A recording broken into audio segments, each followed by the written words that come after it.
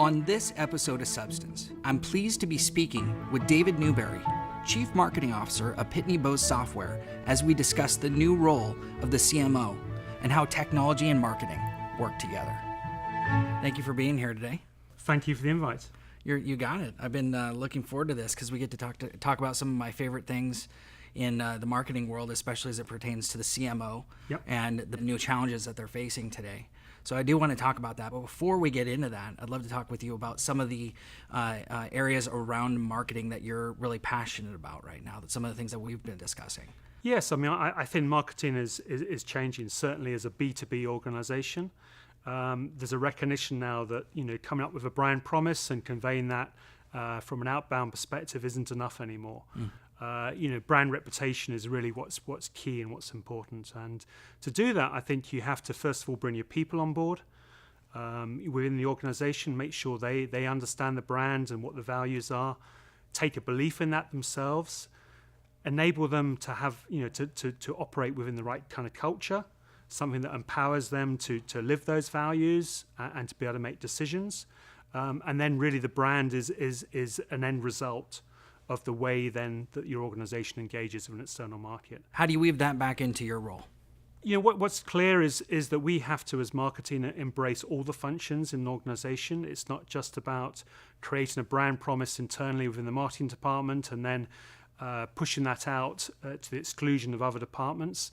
It has to be all embracing. Mm-hmm. You have to bring the entire organization with you. And I think first and foremost is, if your employees believe in it and value it, then that's the starting point. And, you can't really go externally with a message until you've achieved that. And then secondly, I think, you need to embrace and engage with your customers to make sure that they also feel that that's credible, something that's believable, mm-hmm. and something that they have faith in. Mm-hmm. And then hopefully your customers act as advocates and then can amplify that viewpoint of how they see you as an organization to people who are, hopefully in the future prospects, mm-hmm. and thereby customers. You're also passionate, as I understand, about data and the human side of marketing. I think you're calling it the art and science maybe of marketing. Tell me a little bit about that. Yes, I do. I mean, I think everyone now talks about the importance of data in the way that helps, is required for marketing to be successful. In other words, you have to understand your customer. Mm-hmm. You have to use that understanding to make the right decisions about what offer or treatment to make, and then clearly you have to engage in a way that creates the right experience. And a lot of people talk about that in itself is really the role of marketing.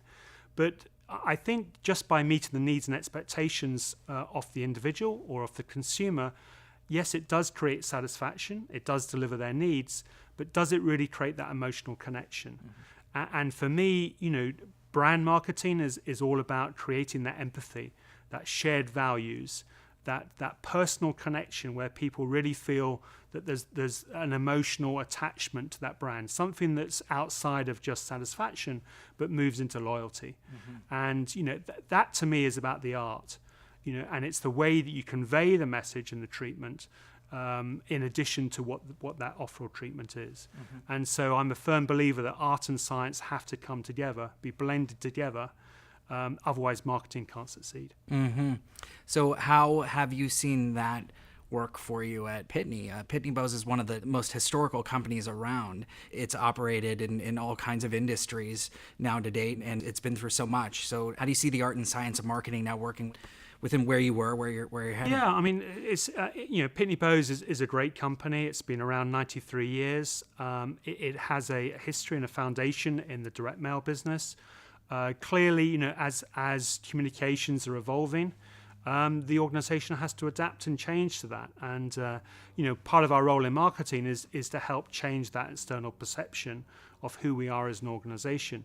And it does require, the understanding of the market, the customer segments that we're after, who our customers are, the understanding of what's of interest to those customers, and to ensure that we're able to convey to them the right message. Someone once said to me that the true essence of good marketing is the combination of of two things, really, which it really comes down to the essence of copywriting, which is clarity of purpose combined with credibility. And really, for Pitney Bowes, it's we're on a new route now. We're evolving as a physical mail organization to one which is physical and digital, and so we're moving into the technology area. And to do that, we need to be credible, but we also need to be very clear about our purpose and the value that we can bring to our customers.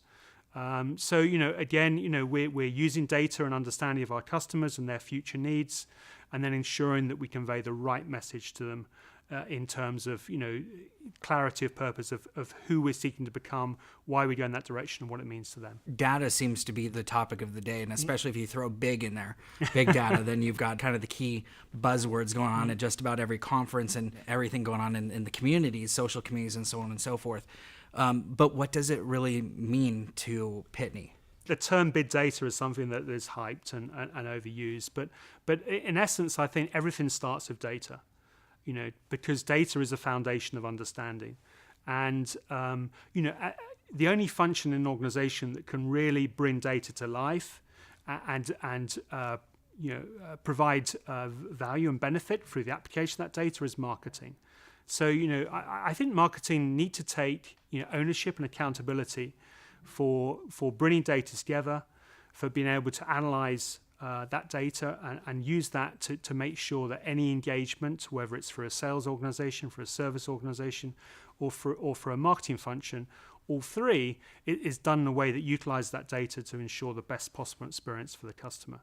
So, I think marketing does have to evolve and take responsibility of the data, because if we don't, who is going to? There's paralysis of data, right? Yeah.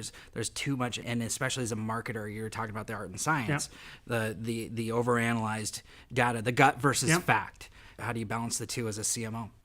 Well, I always like the term little data, because in essence, what's really important is, yes, we have a huge amount of data that's available, but it's about understanding which data sets, which data fields are critically important. In other words, which are the ones that make a difference. If we know a specific piece of information, what does it enable us to do better? Mm-hmm. And, I think, again, that's part of marketing, is to be able to look at all of those data sets and say which are the ones that critically that we need to fulfill. And I in my previous role in another company, we worked with an organization called Nationwide, which is the largest mutual banking organization. The one that's on your side? And what was interesting, that they embarked upon a customer management program, and for the first year, all they did was collect data. So they put this solution into place, this new CRM system, and what they said is, these are the pieces of information that we need on our customers. And so every time a customer would come through the call center, go into a branch, they'll check the system, and if that piece of data was missing, the sole responsibility of that agent or branch officer was to fulfill that data, that missing data piece. And I think that's the same for us as marketeers in any organization. Is we need to understand what data is important and to make sure that we can capture that data and then use it effectively. So now you have the analytical side playing into more and more so into the marketing realm. How do you work with the CTO or CIO of an organization? That's used to be two separate silos or departments, if you will, working hand in hand, I would imagine. Yes, that's an interesting question. It's if I go back 10, 15 years, I used to work at a company called British American Tobacco. And 15 years ago, the IT department was the one that set the governance as to you had to use this system. And I think in those days they forgot what IT meant, which is information technology. It's the purpose of that department is to provide information that enables a business to make better decisions. And I think what's happened over the last few years is that IT have really got down to the basis of what their function is there to contribute to the business, and that's about enabling all the functions in the organization to make better business decisions. So we have a fairly good relationship with the IT department. I think the challenge coming from a marketing perspective is that the complexity of marketing is changing very rapidly. Obviously, a lot more data, a lot more channels to engage through, and therefore there are a lot of different tools now becoming available. And we wish to be agile and to be able to test these things out to see what will work, what won't work. And IT is saying, well, hold on, we've got to have a governance, and here's our 3-year roadmap of where we're trying to get to. So there's always that balance. But I think if both parties focus on what's important to the business, and if we're both aligned around where we think we can contribute value to the business, I think that's the way you bring both parties together. So don't focus on the technology, focus on the business outcomes. It's great. Good advice. I think that's going to be the challenge over the next few years, is to bring those two things together. One of the things that I know you're also passionate about is agility or flexibility and how that grows. And now you're talking about a definition of two realms coming together, and then you're also talking about flexibility. You know what I mean? Yeah, it's an interesting challenge. I read a blog post the other day, which is from a gentleman who said that if he ever sees more than 5 pages in a Word document, he'll throw the document away, because you can spend too much effort trying to define what you want to do, and then find by the time you've written it and worked it through, right, that the situation or the opportunity has been lost. I think agility is really important. As a well-run marketing department that has a very strong strategic intent and vision as to exactly what business outcomes you're seeking, I think you can afford to be agile, test things out. In other words, adapt your tactics, but knowing that you've got a common end goal. I think the challenge in many instances, and one actually that we still have within Pitney Bowes, is where sometimes your strategic direction is not so well defined. If you keep changing your mind and you're agile, what ends up is you end up with a very fragmented approach where you go off the road ultimately. And so I think agility can only be followed when you've got a strong strategic intent and vision as to where your end goal is and what your business objectives are. So where do you see the next 5 years? Well, hopefully marketing continues to become more important as a function in terms of its ability to contribute to the business. Again, as I said, I used to work for a tobacco company, which is not always a great thing to say, but one of the things they recognized is that marketing has a very strong role to play in the organization, and the marketing function was had an equivalent seat at C-level. I don't think that's necessarily the case in other industries, but that's starting to change. I think marketing, some function has to take responsibility for the customer relationship, for overseeing that, providing some governance to it. I think marketing is the best function to be able to do that. So I think the opportunity in the future is that marketing is going to take more of a role in helping to define how customer relationships are managed. And I think as part of that, they have to take responsibility for being accountable for business outcomes, not just whether we got X number of click-throughs or X number of visitors. Again, I like Seth Godin sometimes when he talks about various things. One of the great blogs he wrote was about proxies. Sometimes marketing can end up focusing and measuring themselves against proxies. So in other words, you set out as a business objective to grow the number of customers.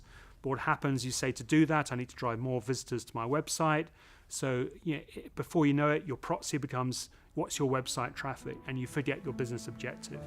And I think clearly the future of marketing is that, yes, there is an opportunity for us to step up, but if we do, we have to be accountable for shared business outcomes. Well, David, thank you for joining us here for another episode of Substance. I really appreciate it. Well, thank you very much for the invite, Bryan. It's been an absolute pleasure. Cheers.